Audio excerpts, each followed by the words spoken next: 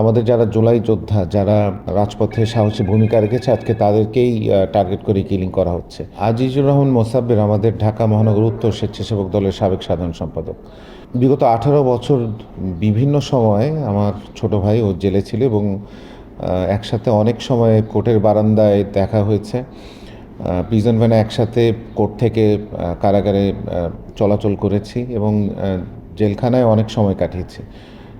মুসাব্বির এই বিশেষ করে এই গণঅভ্যুত্থানে অনেক ভূমিকা রেখেছে। আন্দোলন সংগ্রামে বিভিন্ন সময়ে অনেক সাহস নিয়ে গুলির মুখে দাঁড়িয়েছে। সো সেই ক্ষেত্রে আজকে আমরা দেখতে পাচ্ছি 5 আগস্ট পরবর্তী সময় থেকে আমাদের যারা জুলাই যোদ্ধা, যারা ফ্যাসিস্ট শেখ হাসিনার বিরুদ্ধে আন্দোলন সংগ্রাম করেছে, আজকে তাদেরকে টার্গেট কিলিং করা হচ্ছে। এবং সব মশার বিরুদ্ধে সুরক্ষা দিতে এলো বসুন্ধরা এক্সট্রিম অ্যারোসল, মশার বিরুদ্ধে এক্সট্রিম সুরক্ষা।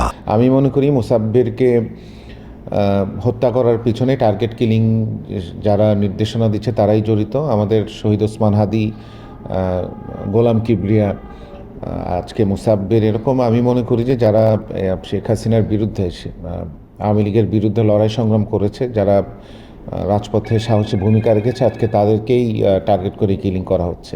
পাশাপাশি আমি মনে করি যে এটি একটি চক্রান্ত নির্বাচনকে বানচাল করার পথে।